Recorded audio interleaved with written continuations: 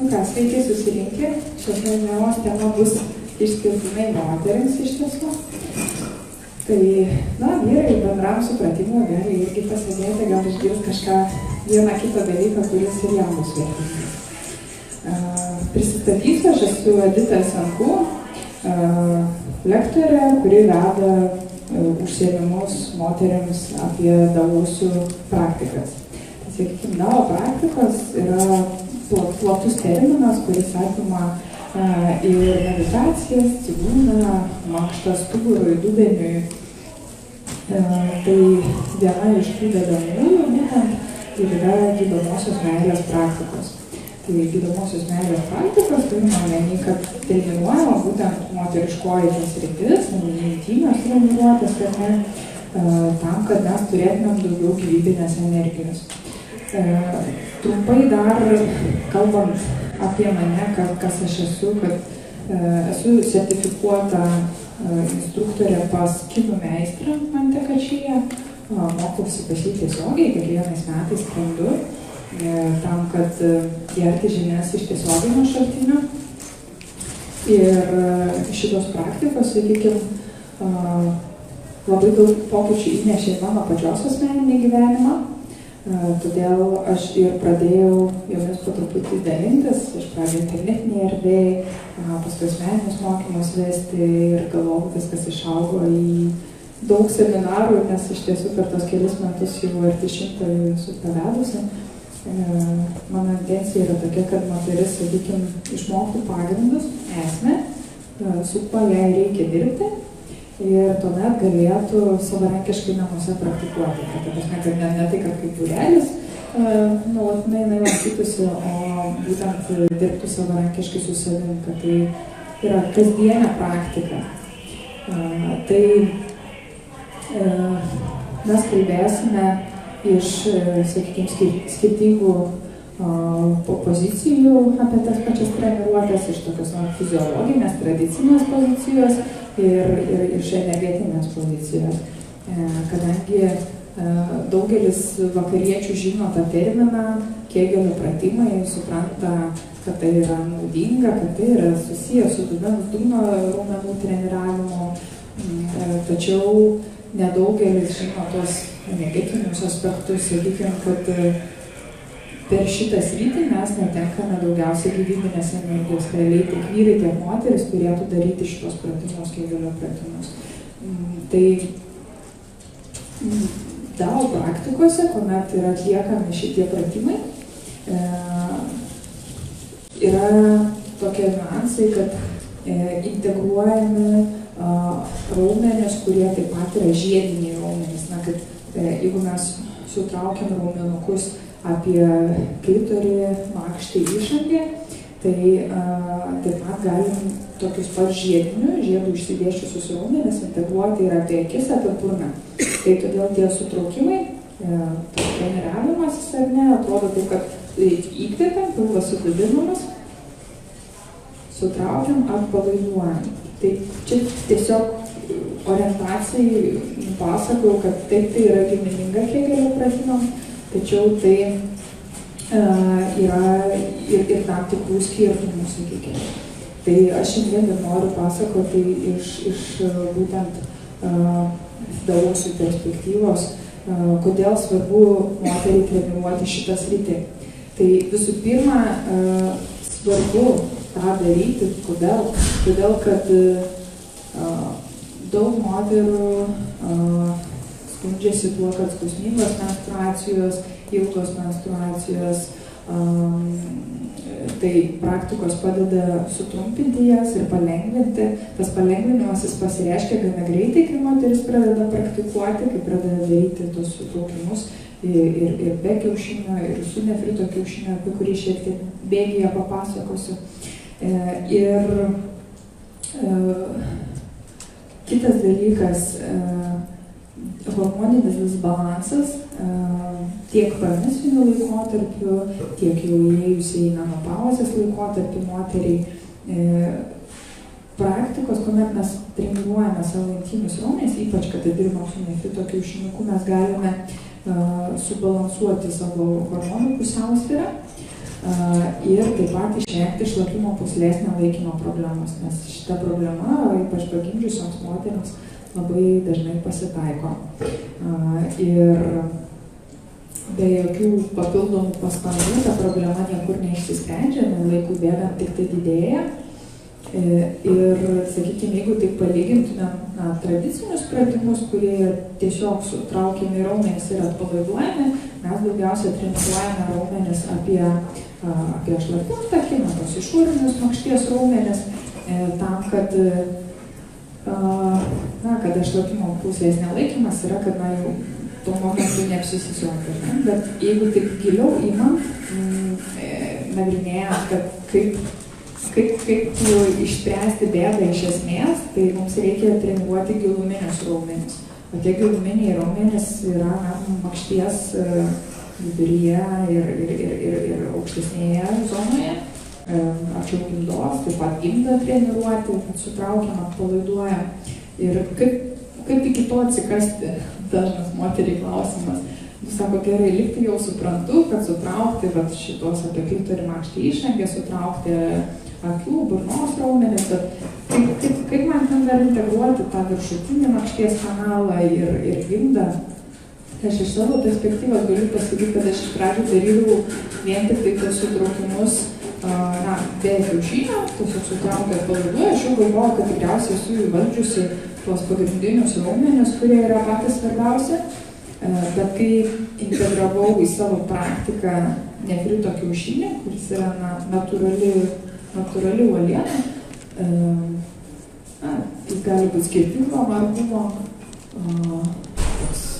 margesnis, vientisesnis, būna žalsvas, baltas, natūralios uolienos gaminys iš senovės Kinijos, kuriuo būtent moteris naudodavosi treniruodamos savo tos subtiliuosius raumenis. Tai būtent, kada aš jį pradėjau integruoti į savo praktiką, aš supratau, kad aš turiu dar daug raumenų, kuriuo nebuvo integruoti, kuriuo aš nežinojau, kaip reikia integruoti. Tai realiai mes tada pradedam integruoti tai, kas yra giliai mūsų viduje ir gaunam visiškai kitokį tos pačios praktikos lygmenį. Ta prasme, ar mes gaištam laiką tiesiog darydami paprastus pratimus, ar mes pradedame integruoti su kiaušiniu, didelis yra skirtumas. Laiko atžvilgiu, tai sakykime, dirbant be kiaušinio, tai galima tų sutraukimų daugiau daryti. Pavyzdžiui, aš rekomenduoju sulenktais keliais, tiesiai nugarą, kad būtų atsigulus, ir 200 kartų sutraukiam atpalaiduojant per dieną, tai turėtų būti ta norma. O kuomet dirbama su nefrito kiaušiniu, tai jau tada žiūrima tiesiog laikroduką, kad maždaug apie 5 minutės, tai pilnai užtenkamas yra variantas. Aš dar vėliau pakalbėsiu, kaip tai yra daroma su pačiu kiaušiniu, tiesiog nenoriu dabar užbėgti už akių, tiesiog tokia galvojus eilės tvarka pasidėliojusi, apie ką noriu jums šiandien papasakoti. Taip, tai kita dedamoji, ne ką mažiau svarbi, iš tikrųjų, kodėl moteriai reikia treniruoti šitą sritį, yra be abejo santykiai poroje. Kad ir kaip kiti bandytų, taip sakant, numuilinti šitą temą ir sakytų, ne, tai čia tik tai dėl šlapimo pūslės nelaikymo, man viskas tvarkoja, aš jokių bėdų neturiu. Tai be abejo, mums niekam ir nereikia afišuoti savo problemų ar kažką sakyti, bet kad yra nemažai moterų, kurios nepatiria orgazmo. Ir būna, kad, gyvuose seminaruose pas mane prieina asmeniškai ir pasipasakoja, sako, taip, ir aš turiu tokią bėdą, kaip man ją spręsti. Ir tai yra tiesus kelias į šitos irgi problemos sprendimą, bet galim pavadinti net ne problema, nes tai, ką mes galime patirti, ta prasme, moteriškas orgazmas, jis turi kelis lygmenis, gali būti klitorinės, dvitaško, gimdos orgazmas, kuris apima visą kūną, kad tai gali būti daug kartų pasikartojantis pojūtis. Apie tai daug kas nežino, nes, kad tarsi tabų tema, aš sakyčiau, Lietuvoje trūksta to tokio protingo seksualinio švietimo, bet galbūt ateityje, taip sakant, dalykai keisis. Aš taip sakant, irgi tą darbą atlieku švietimą šitoje srityje. Ir manau, kad daugiau ir daugiau bus laimingų žmonių. Nes šitoje srityje, kuomet prasideda kažkokia tai nesantaika poroj, pavyzdžiui, moteris nepatiria orgazmo, o vyras, trumpai labai tesistengia kažkaip tai pamaloninti savo moterį, tai, lyg ir iš niekur atsiranda pykčiai šeimoje ir kažkaip tai išsivaikšto. Ir dažnai tie pykčiai šiek tiek prasideda po to, kai moteris pagimdo, nes pagimdžius makštis negrįžta į pradinę būseną be papildomų treniruočių. Tai kuomet moteris žinda kūdikį, jos gimda susitraukinėja, kažkiek tai grįžinėja į pradinę būseną. Bet jeigu mes kalbėsime apie makštį, tai makščiai reikia treniruočių, be abejo, medikai rekomenduoja Kegelio pratimus, kai kurios mano pažįstamos ginekologijos, net nepažįstamos, jau esu girdėjusi, kad tai irgi rekomenduoja ir darbą su nefrito kiaušinuku, nes tikrai praėjusią vasarą kelios ir iš manęs įsigijo nefrito kiaušinį, nes tiesiog norėjo pačios išbandyti ir tos žinios po truputėlį auga. Būna moteris klausia, o koks skirtumas tarp treniruočių su būtent nefrito kiaušiniu ir jeigu jos naudoja tam kokį nors vaginalinį rutuliuką ar kitokią priemonę. Tai turėkite omeny, kad jeigu tai yra kažkoks plastikinis gaminys, jis yra labai lengvas.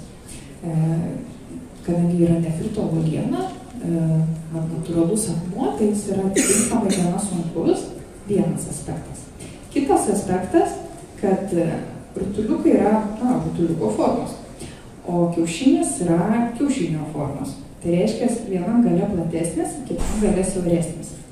Kuomet mes įdedam į makštį kiaušinuką ir raumenį suspaudžiam, kiaušinis šiek tiek pripakyla į viršų. Mes atsipalaiduojam, kiaušinis sustoja, vėl suspaudžiam raumenis, vėl jis truputį pripakyla į viršų. Tai tokiu būdu moteris išmoksta treniruoti visą makšties kanalą.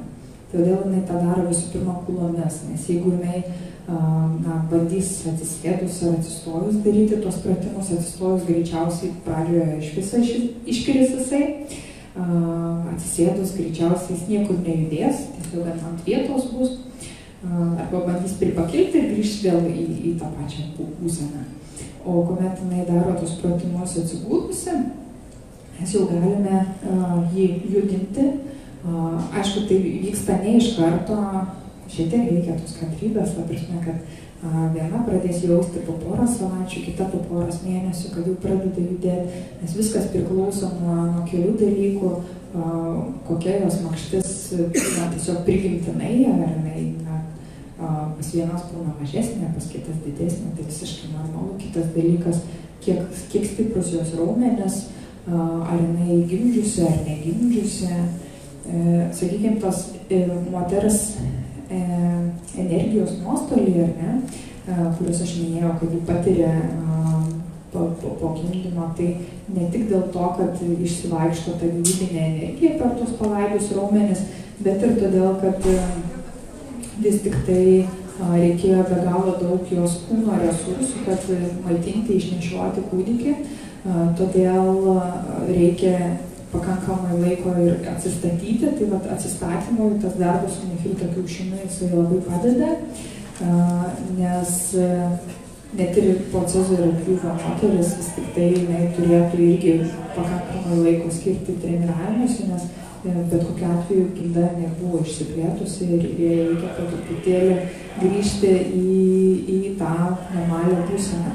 Todėl tai visai ne juokai, o rimtai yra ir rašoma, kad šitos treniruotės, ypač su nefrito kiaušinuku, kad jos padeda grąžinti makštį į tokią būseną, kokia jinai buvo jaunystėje iki gimdymo. Tai yra visiškai, sakykime, realūs dalykai. Tai, sakykime, praktikos, kurias aš duodu paprastai, noriu, kad žmogus įsisavintų bendrą visumą. Kad nors kalbu apie DAO praktikas, bet tai yra platu, ten ir meditacijos, ir mankštos stuburui, dubeniui, seksualinės praktikos yra viena iš dedamų ir tai yra platus dalykas, platus vandenynas, taip sakant, kiek aš spėsiu šiandieną maksimum, tiek aš papasakosiu, bet kad pilnai įsisavinti, sakykime, tai yra kalbama ne tik apie raumenų treniruotumą, bet ir kalbama apie tai, kad kaip kelti seksualinę energiją stuburu į galvą. Kad tokiu būdu yra pamaitinamos mūsų smegenys, mes senatvėje tiesiog išvengsime Alzheimerio, tokiu būdu transformuojam tą savo seksualinę energiją ir turime daugiau gyvybinės energijos. Tiesiog aš kalbu ne iš jokios nefantastikos srities, nes mokslininkai oficialiai yra patvirtinę, žmogaus kūne meridianai egzistuoja ir jais juda mumyse energija, tik tai jie dar ne visai yra supratę, perpratę, kaip visą tai vyksta. Tai seksualinė energija irgi yra pakankamai tokia stipri bomba mūsų kūne, su kuria mes susidraugavę galime labai daug ką veikti iš tikrųjų. Nes užuot tai, kad mes tiesiog prarastumėm tą savo seksualinę energiją, mes ją integruojame atgal į savo kūną ir turime tik tai dar daugiau jėgų. Moters kūnas kiekvieną mėnesį galvoja, kad galbūt mes pastosime ir tiesiog visą kas geriausia sudeda į kiaušinėlį, tačiau jeigu mes nepastojame, tai tas kiaušinėlis žuvuoja ir mes tiesiog tą potencialą, kuris ten buvo sukoncentruotas, prarandame. Tačiau jeigu mes pradedam tam tikras praktikas daryti, tam tikrus pratimus, kad visą tai integruoti atgal į kūną, mes įjungiam taupymo režimą. Kalbant apie vyrus, sakykime, moteris praranda, kaip sakau, per menstruacijas. Jeigu kalbam apie vyrus, tai vyrai praranda daugiausia energijos būtent lytinio akto metu, ejakuliuodami, kadangi jų kūnas visą kas geriausia sudeda į spermos pagaminimą, nes galbūt užsimegs nauja gyvybė. Tai, sakykime, trumpai, jeigu tai kas tos vyriškos praktikos, tai vyrai mokosi kaip irgi atlikti panašius į Kegelio pratimus, tam, kad treniruoti tarpvietės raumenis, sėdmenis, nes jie irgi labai tame dalyvauja. Taip pat yra praktikos, kurios leidžia, kaip atsakiau, moteris gali pereiti į tą daugkartinio orgazmų lygmenį, tai lygiai tas pats ir su vyru, jisai gali patirti malonumą neejakuliuodamas. Tai irgi nėra kažkokie išgalvoti dalykai, o tiesiog jeigu jisai geba nukreipti savo seksualinę energiją stuburo į galvą, tai tokiu būdu irgi transformuoja tą savo seksualinę energiją. Tai čia tik trumpai drūtai apie vyrus užsiminiau, nes iš tiesų šiandienos tas susitikimas daugiau kalbam apie moteris, tai trumpai užsiminiau, nes yra ir knyga apie vyriškas praktikas meistro, tai dažnai vyrai nuo knygos pradeda ir paskui tada ieško plačiau tai žinių. Tai dabar pereinam prie moteriškų praktikų, prie kas tas yra nekrito kiaušinis, papasakosiu. Tai yra natūrali uoliena, kaip minėjau, senovės Kinijoje, tai maždaug 5000 metų atgal nebuvo žinoma, bet labai suveran ratui, Kinijos imperatoriaus ratui, tai Sugulovė žinojo princesės, jos dirbo su nekrito kiaušiniuku, treniravosi. Ir jo būna, sakykime, keli dydžiai. Tai, kas yra pas mane, tai yra visi jie yra vidutiniai, nes vidutinis dydis yra tinkamiausias pradedančiai, tai apie 3 cm, 3,1, tokie 3,2 maksimumas, ko gero pas mane yra, kurie skirti pradedančiai, nes mažas, kada yra labai kiaušinukas, pavyzdžiui, šitas truputį mažesnis, bet jisai dar skaitomas prie vidutinių, nes jos skersmuo yra apie 2,9 cm. O jeigu būtų dar mažesnis 2,5 cm, tiesiog moteris jo negali išlaikyti treniruočių metu, negali niekaip kelti į viršų, nebent jau buvo užsitreniravus, kad prasme padirbėjusi gerokai su vidutiniu, tai tada negali ir tą mažutį valdyti. Būna dar ir dideli kiaušiniai, tai jie tokie gerokai didesni, tai tada dirba moteris pagimdymo, sakykime, porą mėnesių praėjus, kuomet dar ta sudėtinga situacija yra. Nes, sakykime, iš tiesų, kada moteris gali dirbti su tuo kiaušinuku. Tai tas amžius, jeigu taip nuo pradžių žiūrint, tai nuo tada, kad jinai pradeda gyventi seksualinį gyvenimą, kuomet jinai pastoja, tai moteris turėtų atsargiai labai daryti, tiek Kegelio pratimus, tiek su kiaušinuku dirbti atsargiau, ne per intensyviai, ne per dažnai. Po gimdymo paprastai praėjus maždaug nuo 3 savaičių iki 3 mėnesių, paprastai vidurkis būna po poros mėnesių, jinai jau gali pradėti irgi treniruoti savo raumenis, kad po truputėlį vis mažiau praradinėtų gyvybinės energijos ir grįžtų makštis į normalią būseną.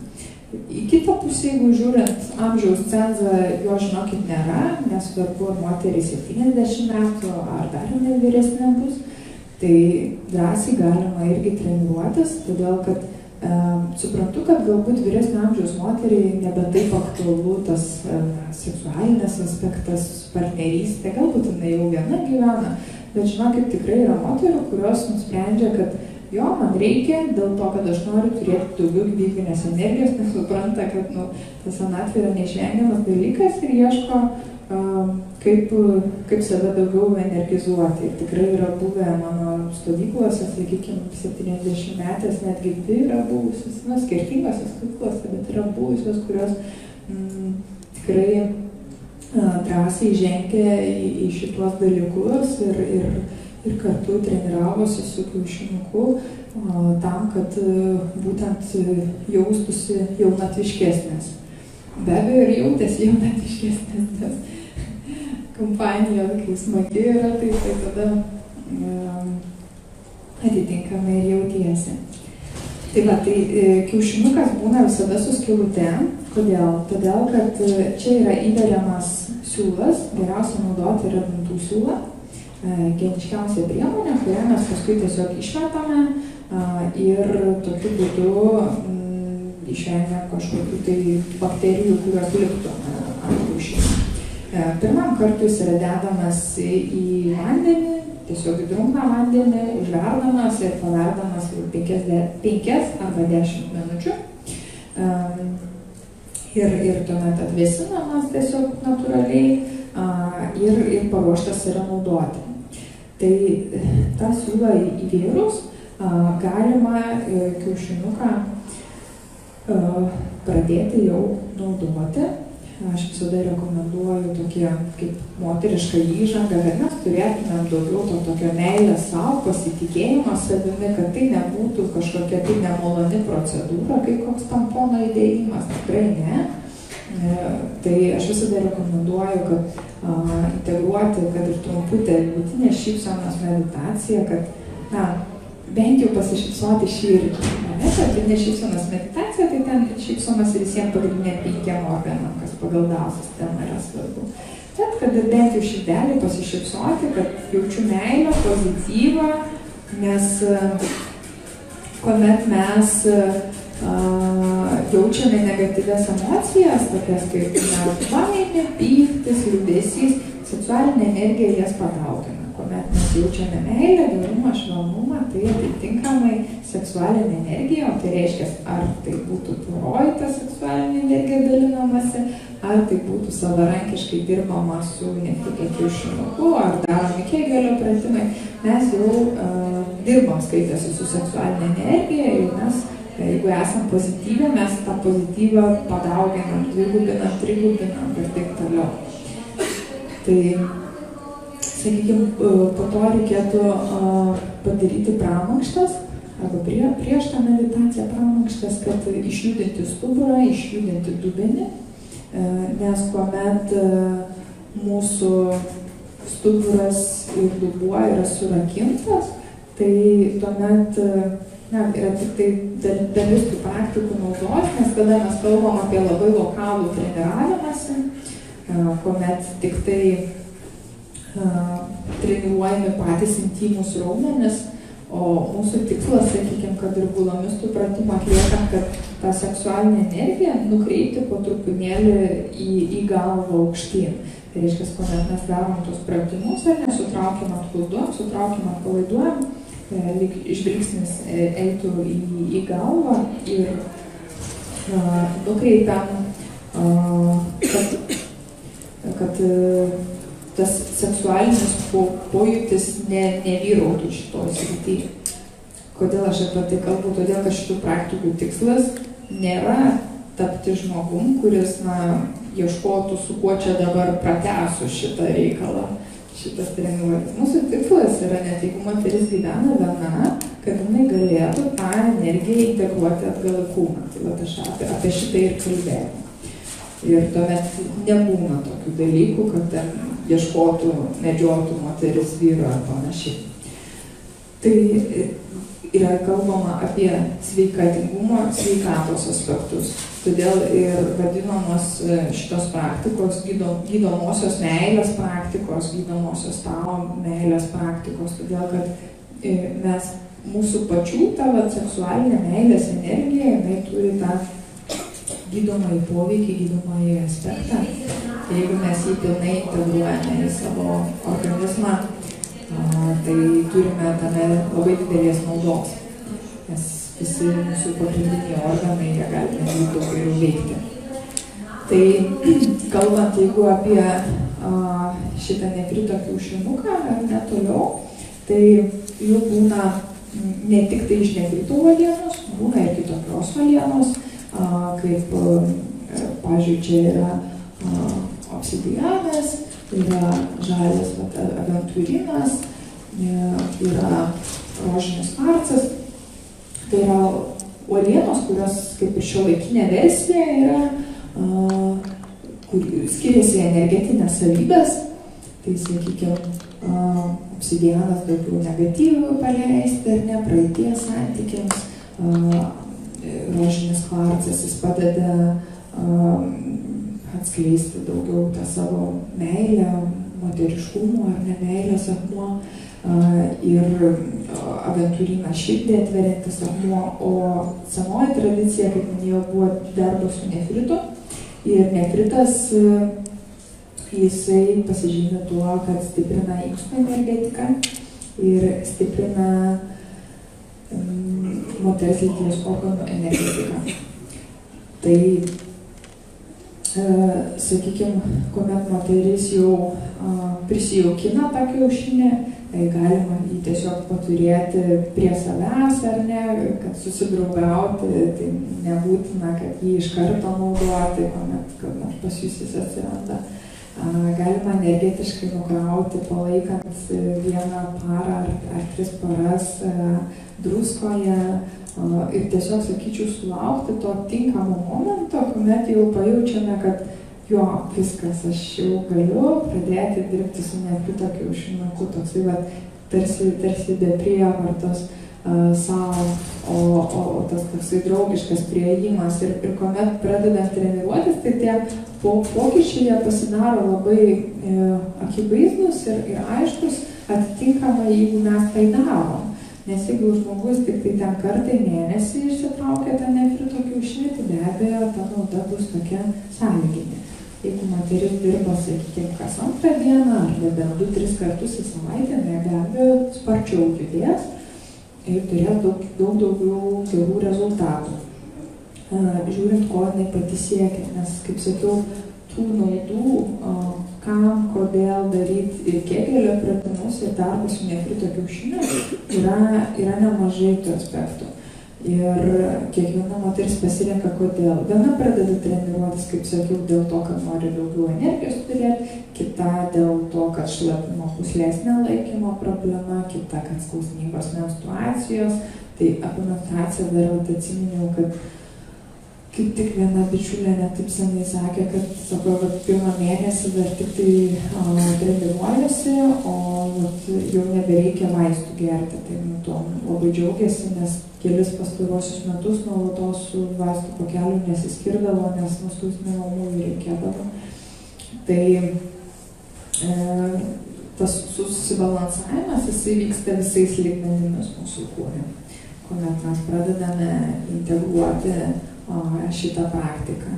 Ir be abejo, kitom būna tas svarbus aspektas, ką jį patiria poroj, nes tai gali išaugti keleriopai ir tikrai pagal tiek savo, tiek kitų moterų patirtį galiu pasakyti, kad galima nuo visiškai negalėjimo patirti moteriško orgazmo pereiti į tai, kad jį gali labai daug ką patirti.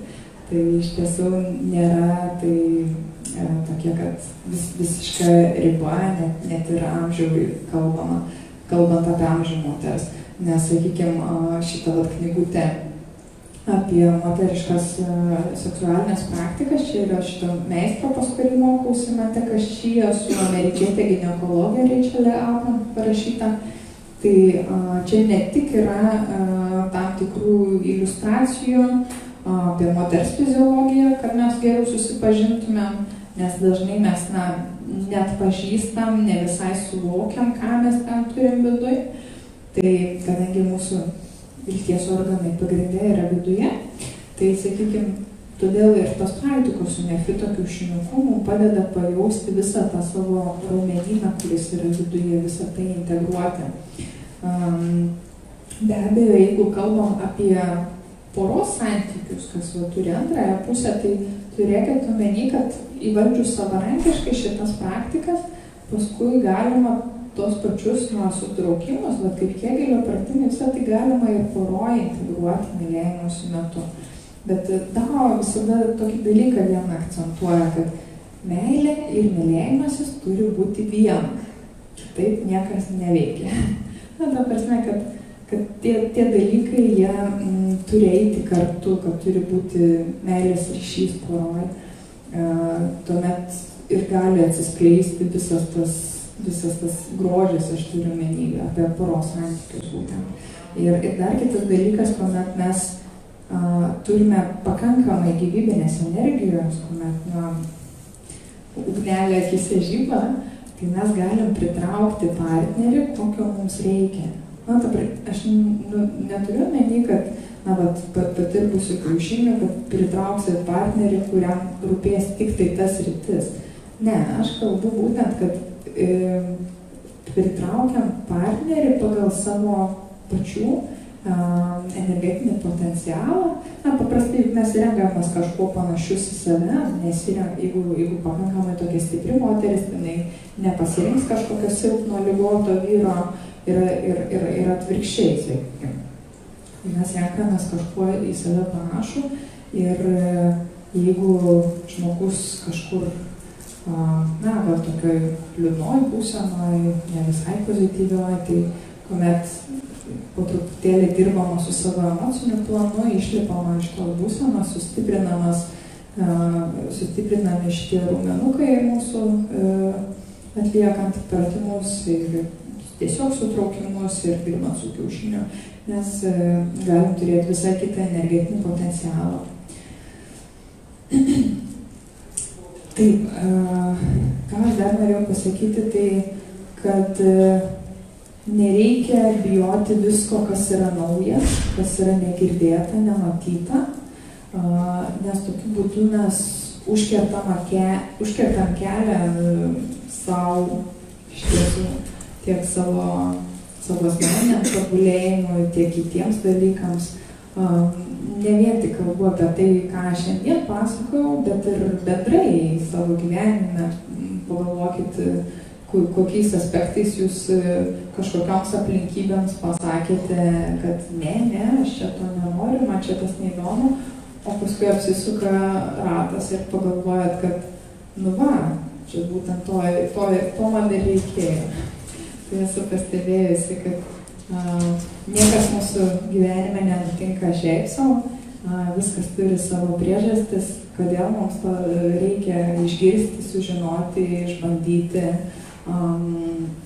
Kaip sakant, visą tą turi savo planą, tai aš džiaugiuosi, kad šiandien turėjau galimybę su jumis pasidalinti apie šitos dalykus.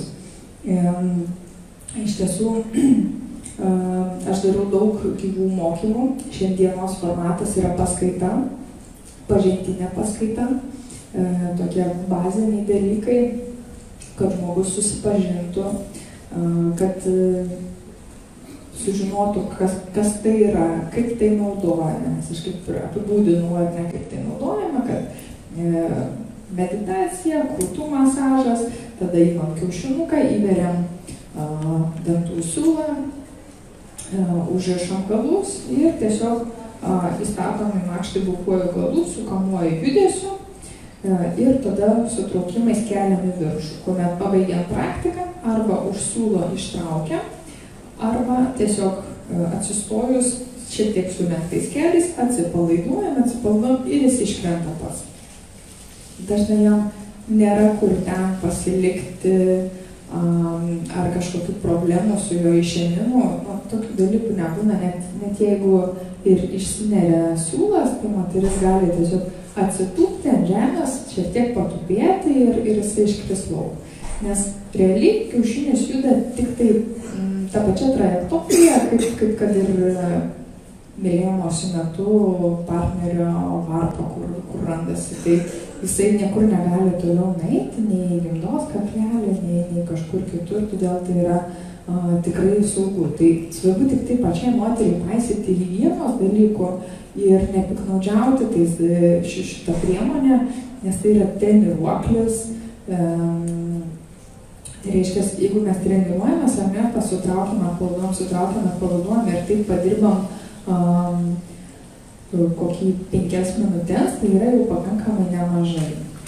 10 minučių, sakyčiau, bet nereikia ten labai ilgai padaryti. Kitas dalykas, galima kiaušinį tiesiog nešioti, tačiau vien tik tai nešiojimas yra dalis naudos. Nešioti, jeigu tai tada reikėtų kokią valandėlę, 2, tikrai nerekomenduoju jo nešioti ilgai. Tai yra mitas. Nes aš tą matau, kas Europoje būna parduoda tik patį produktą, bet nesigilina visiškai mokymą, nežino, kas tai per praktikas, tai jie sako, tai tu įsidėk kiaušinį, visos bėdos išsispręs. Nes jis turi dezinfekcinių savybių ir taip toliau, ir tie aspektai, apie kuriuos minėjau, taip tai yra labai stipri priemonė, bet jeigu mes tik tai nešiosim kiaušinį ir nebandysim jo niekada kelti makšties kanalu į viršų, kas visai neužima daug laiko, tai tuomet jis ir bus visą laiką apačioj ir mes negalėsim pripakelti iš tiesų savo gimdos, kuri yra ant sausgyslių ar neprikabinta mūsų kūne, mes negalėsim jos pripakelti, kad jinai nebespaustų to šlapimo pūslės, jeigu tai yra pažiūrėta problematika. Tai bus tik tai dalis naudos. Ir kuomet mes integruojam tuos sutraukimus, mes gaunam tą pilnąją naudą. Aišku, jeigu moteris nori, jeigu jai įdomu tie visi kiti aspektai, kad darbas su seksualinė energija, kaip jam kreipti galvą ir taip toliau, ne kiekvienai tas yra įdomu, ne kiekvienai rūpi, aš visiškai suprantu, ir amžiaus skirtumai, ir domėjimosi skirtumai. Bet, sakykime, net ir tos bazinius dalykus jau integravus, kad pradėjus vien tik tai raumenis treniruoti, jau atsiranda vis tiek tie bendri pokyčiai, kuriuos minėjau apie menstruacijų lengvumą ir tai, kad mes po truputėlį pakeliam savo gimdą aukštyn.